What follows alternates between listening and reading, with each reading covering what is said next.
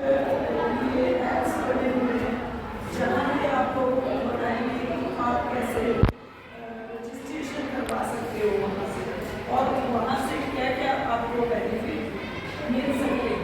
तो last year मैंने इन लोगों का लेक्चर सुना था और बच्चों ने भी बहुत इंटरेस्ट दिखाया है। तो इस साल ये आप लोगों के बीच में दोबारा से पहुँचे हैं। वेलकम टू और आप लोगों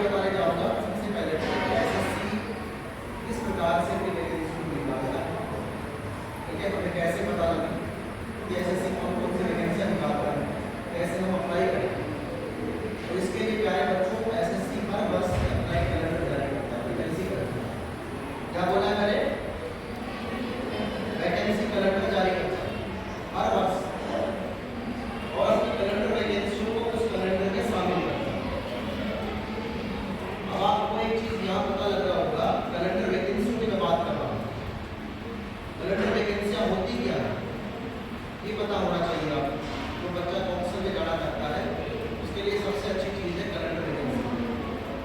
और कैलेंडर वैकेंसियाँ वो वैकेंसियाँ होती है जो हर साल आएगी ही आएगी। ऐसा नहीं है कि कोई पोस्ट आज वैकेंसी आज आ गई, हो सकता है 4 साल बाद आए, हो सकता है 5 साल बाद आए, ऐसा नहीं है। ये जो वैकेंसियाँ कैलेंडर में डाल दी जाती है वो वैकेंसियाँ होती है जो हर साल निकलती है। समझ रहे हैं? और दूसरा फायदा क्या होता है कैलेंडर वैकेंसी का? एक तो हमें ये पता लग गया कि हर साल आएगी, पता लग गया ना। दूसरा क्या फायदा हो गया, उसमें ये मेंशन होगा कि आपके फॉर्म किस डेट को निकलेंगे, कितनी डेट को क्लोजिंग डेट होगी फॉर्म भरने की, और कितनी तारीख को आपका एग्जाम होगा उस वैकेंसी में। ये भी उस कैलेंडर में मेंशन होता है। तो जो बच्चा कॉम्पिटिशन की तैयारी कर रहा है उसके लिए सबसे अच्छा माध्यम है कैलेंडर वैकेंसी, क्योंकि आपको अपना टाइम टेबल बनाने का मौका मिलता है। पहले तो ये पता लग गया कि तारीख को वैकेंसी आई और उसी तारीख को इसका हमारा एग्जाम होगा, उसके बीच में कितना समय एसएससी में दिया है तो वही आपका टाइम टेबल है, उतने पीरियड में आप उसकी तैयारी करें। पहले पता लग गया ना ये चीज, तो आपको 4 घंटे पड़ता है, 5 घंटे पड़ता है, 6 घंटे पड़ता है, वो आप पहले डिसाइड कर लो कि आपको समय का पता लग गया कि इतने ड्यूरेशन में मेरा एग्जाम होने वाला है। और अगला फायदा क्या है इस कैलेंडर वैकेंसी का? दूसरा फायदा ये है कि जो भी वैकेंसी कैलेंडर में एसएससी ने डाल दी उसका सिलेबस बनेगा ही। मतलब आपको ये कंफ्यूजन नहीं रहेगा कि एग्जाम में क्या चीज आने वाली है, एग्जाम में कौन सी टॉपिक आने वाली है, वो भी एसएससी पहले ही बता देता है, सिलेबस देता है कैलेंडर वैकेंसी। तो अब तैयारी करने वाले बच्चों को क्या चाहिए, आपको समय पता लग गया वैकेंसी आने वाली है, आपको डेट पता लगी कब एग्जाम होगा, और आपको ये भी पता लगे कि क्या एग्जाम में आएगा। आपको बस आपकी रणनीति और समय सारणी जो आप बनाएंगे उसकी तैयारी के लिए वो आप बताओ। ये सारी चीज़ें फिक्स है तो क्या बताओ तैयारी करने में कोई समस्या आएगी आपको, कोई कन्फ्यूजन रहेगा कि मैं इस वैकेंसी की तैयारी कर रही हूँ, पता नहीं कब इसका एग्जाम होगा। स्टेट गवर्नमेंट में खासतौर पर ये चीज़ें देखने को मिलती है क्योंकि यहाँ पे कैलेंडर नहीं है। मान लीजिए कोई वैकेंसी आज हरियाणा सरकार ने निकाल, पता नहीं उसका एग्जाम 1 साल बाद होगा या 6 महीने बाद होगा, उसका रिजल्ट कब अनाउंस होगा, तो वो एनिशियल टाइम टेबल होता है और बच्चे कन्फ्यूज होते हैं, वो तैयारी कर लेते हैं कुछ समय में एग्जाम नहीं होता, ऐसा ही होता है ना। लेकिन कैलेंडर वैकेंसी का तो पहले से फिक्स है, ये वैकेंसी आने वाली है, इसका ये सिलेबस है, ये इसकी डेट है एग्जाम। तैयारी करने वाले बच्चों को क्या चाहिए? नहीं, मैं आपके लिए कैलेंडर यहाँ लेके भी आया हूँ, आप पूरी एसएससी की साइड से इस कैलेंडर को डाउनलोड कर सकते हैं। ये एसएससी का कैलेंडर है जो मैं आपको दिखा रहा हूँ, ये 2024-25 का है, यानी कि 2025 तक कौन कौन सी वैकेंसी एसएससी निकालेगा वो सारी वैकेंसी इसमें लिखी हुई है। ठीक है, तो एक तो आपके नोटिस बोर्ड पे मैं आपसे रिक्वेस्ट करके इस कैलेंडर को लगाऊंगा। सबसे पहले तो आपको ये पता होना चाहिए कि हमारे प्लस के बेस पे एसएससी कौन कौन सी वैकेंसी को निकालना है। ठीक है, और उस वैकेंसी को कितना टाइम हमें मिलता है तैयारी करने के लिए, क्या पैटर्न होता है, वो सारी चीज़ें इसमें लिखी होती है। ठीक है, तो आप सभी एक कैलेंडर वैकेंसी की तैयारी करें। तैयारी समझ गवर्नमेंट जॉब में जाना है वो कैलेंडर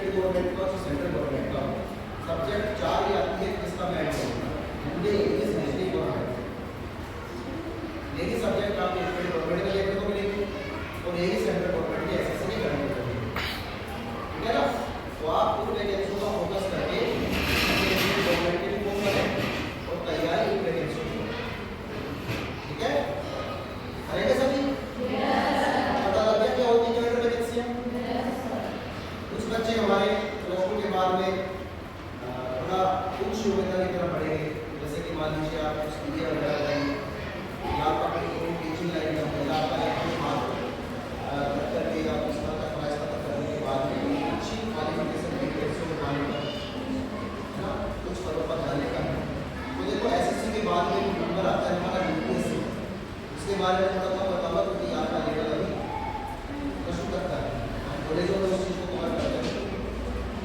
जो बच्चे आगे जाना चाहते हैं, हाई पोस्ट पे जाना चाहते हैं, क्लास 1 क्लास 2 तक पहुँचना चाहते हैं, और उनके लिए यूपीएससी कैलेंडर निकालते हैं।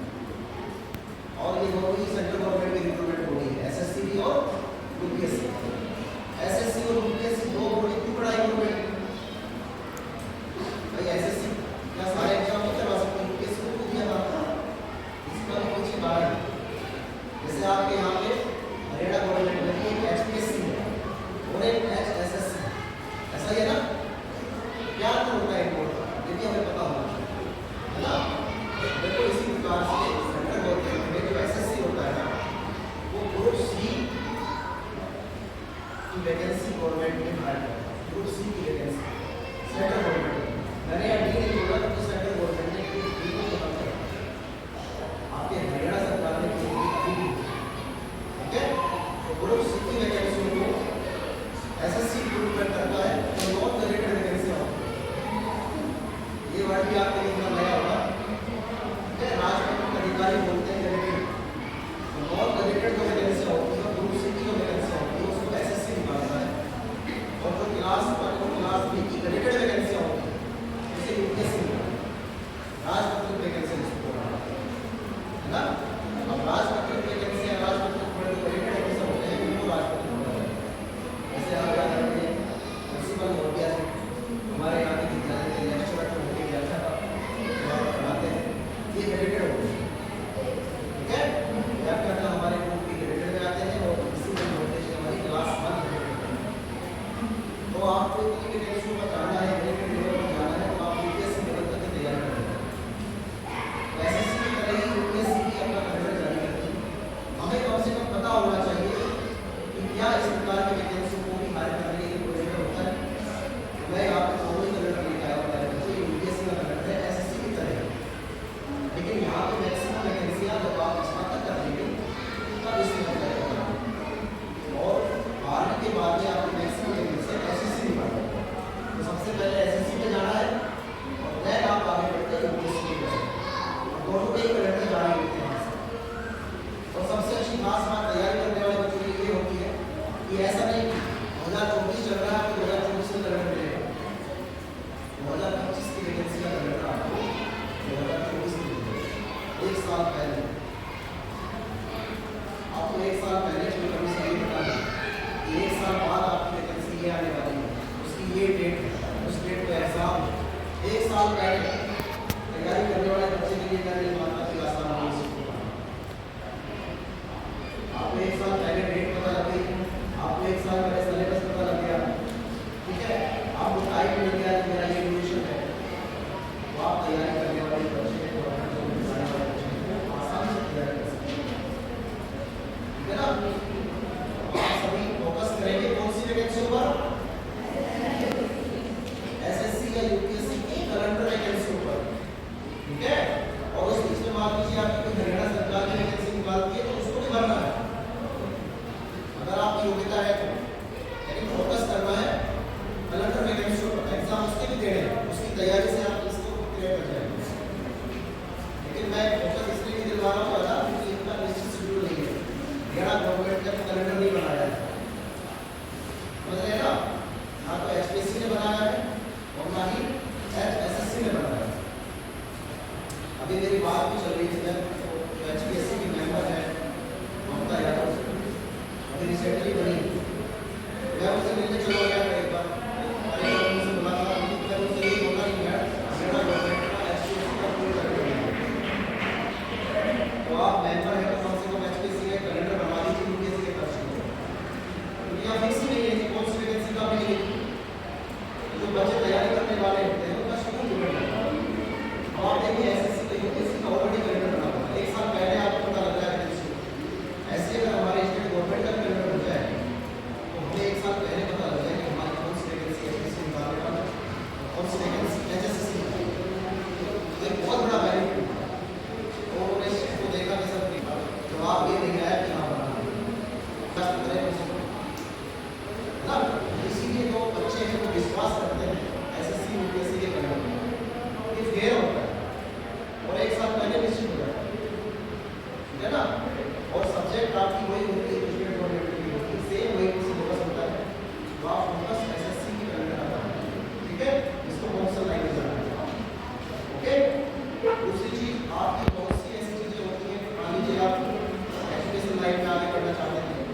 12वीं के बाद आप ये करेंगे, आपने कोई ना कोई एम बनाया होगा अपना, और मुझे क्या करना है इस सब्जेक्ट को लेकर।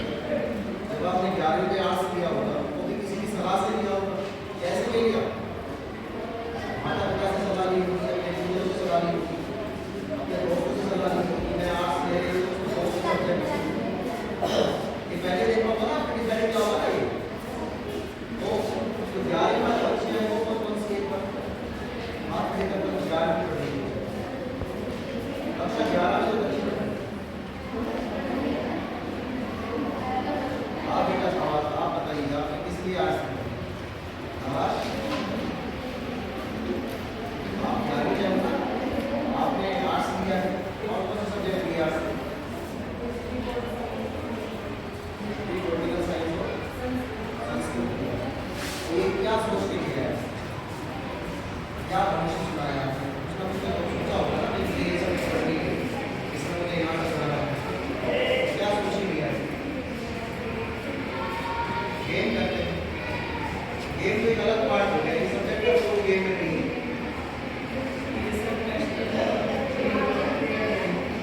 नहीं आप गेम कर रहे हैं ना, वो अच्छी बात है, नेशनल लेवल से प्लेयर गेम में बता रहे हैं, बहुत शुभकामनाएं आपको दे रहा हूँ, आप बहुत आगे बढ़ेंगे। लेकिन सब्जेक्ट किस चीज़ को देख कर मुझे संस्कृत पढ़ना है या मुझे हिस्ट्री पढ़ना है ना, तो ये उसको ये बनाया हुआ बेटा इंटरेस्ट है और ये भी बनाया है। देखिए गेम्स जो है ना, वैसे तो आपका गाँव जो है ये खेल गाँव है, इसमें हम अभी हमारा गाँव को खेल गाँव बोलते हैं। आप ये मैन गेट के ऊपर यहाँ से जो इंटरनेशनल खिलाड़ी है तो फोटो भी लगे हुए देखना है ना, तो एक बहुत बड़ी बात हमें इतनी महसूस हो रहा है भगवान के पूरे गाँव आए इतने अच्छे खिलाड़ी भी गाँव आए, और मुझे ये भी मालूम है कि इस गाँव में बहुत ज़्यादा पेड़ नहीं आया था, हर गेम्स के पेड़ है ना। तो पढ़ाई के साथ साथ आप गेम्स से जुड़िए, गेम्स के बेस में भी आप बहुत से गेम्स में जा सकते हैं, अलग से रिजर्वेशन मिलता है खेल कोटे का है ना। और एक बार मेडल अगर आपको मिल गया, एक अच्छा सा मेडल मिल गया, तो जॉब वगैरह भी आपको उस मेडल में होगी, गवर्नमेंट प्रदान कर देती है, हरियाणा गवर्नमेंट को बहुत अनुदान देती है और पूरे भारत में सबसे ऊपर नाम है हरियाणा खेलों में, तो ये तो बहुत बड़ी बात है, ये तो शुभकामनाएं आप सभी को। लेकिन सब्जेक्ट को किस बेस से चुना है ये मैं जानना चाह रहा हूँ। 11th में आप आए हो, आपने सब्जेक्ट लिया है, क्या सोच के लिया है, किसी से सलाह ली है या आपने मन से लिया है।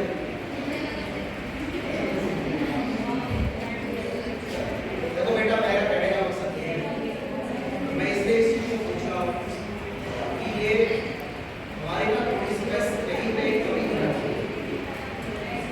देखो 10वीं तक हम सभी सब्जेक्ट को पढ़ते हैं ना, और 11वीं में आकर के हम अपने फ्यूचर के लिए उस सब्जेक्ट को चुनते हैं जहाँ पर कैरियर बनाना चुनते हैं ना, तो वहाँ पे चुनाव बहुत सही होना चाहिए, क्योंकि 11th से आपका कैरियर शुरू है, आपको जिस भी लाइन में जाना है ऊपर 11th के बेस पर जाना, जो वहाँ सब्जेक्ट लेंगे उसके बेस पर जाना। तो ये चीज़ें आपको 11th में ही पता होना चाहिए कि मैंने संस्कृत लिया है या मैंने ज्योग्राफी ली है या मैंने हिस्ट्री ली है, तो उसके बेस पे मुझे क्यों करना ये सब्जेक्ट लिए, क्या करना है, ठीक है ना। ये बहुत जरूरी क्वेश्चन है, और ये हम देखते हैं कॉलेजों में, कॉलेज में क्या पूछते हैं कि आप ये कर रहे हैं क्या आप ये कर रहे हैं, जब ये कर रहे हैं तो क्या ये बना है, क्यों कर रहे हैं ये, तो हमें उस समय तक नहीं पता होता कि किस लिए हो रहा है, और यही चीज़ें हमें बेरोजगारी की तरफ ले जाती है। मैं इसको क्यों बोल रहा हूँ कि आप कोई भी परीक्षा में देखें, अगर वैकेंसियाँ 100 हैं, बच्चे वहाँ पे लाखों 2 लाख 3 लाख ऐसे बढ़े, ठीक है ना। बहुत से बच्चों का लक्ष्य फिक्स नहीं होता कुछ करना। हमने संस्कृत ली है, संस्कृत अच्छी सब्जेक्ट बनाई जाती है, हमारी तृतीय भाषा में शामिल होती है, ये संस्कृत में मुझे टीचिंग लाइन में जाना है, मुझे कॉलेज के में जाना है ना, मुझे शिक्षा शास्त्री बनना है, क्या चीज़ बनना है ये पहले फिक्स होना चाहिए, है ना। और वो चीज़ बनना है तो मुझे कौन कौन से स्टेप क्वालिफाई करना पड़ेगा, इसके 12वीं के बाद क्या करना पड़ेगा, इसका तक होगी, उसके बाद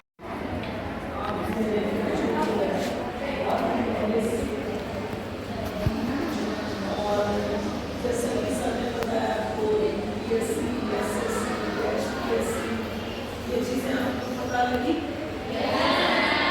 बहुत अच्छे और सरल तरीके से सर ने आपको सारी चीजें बहुत डिटेल में बताई, ठीक है।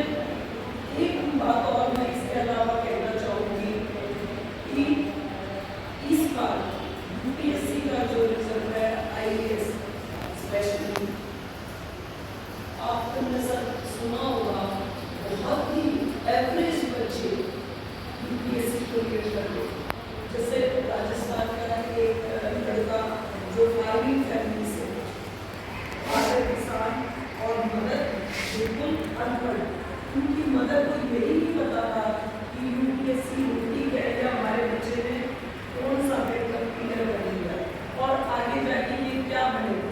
तो गाँव में वेलकम हो रहा था, ढोल बज रहे थे, पूरा गाँव इकट्ठा हो रहा था, आस पड़ोस के गाँव, बस उसकी माँ को ये पता था कि ये बच्चा आज किसी बहुत अच्छी नौकरी पे गया है, उनको ये नहीं पता था कि ये किस लेवल की पोस्ट है, ठीक है। ऐसे ही दिल्ली से एक लड़की थी जिसके फादर ऑटो चलाते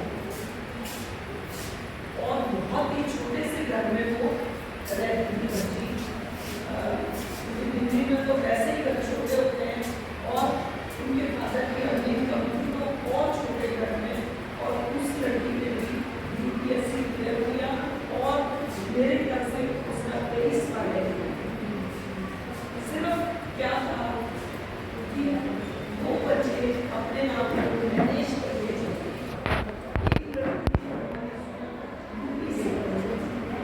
वो भी ज्वाइंट फैमिली, गाँव की लड़की, बुलंद शहर की, छोटे से शहर की, और उसमें भी काफ़ी क्वालिफाइड है, बहुत ही अच्छे रैंक उन्होंने प्राप्त की।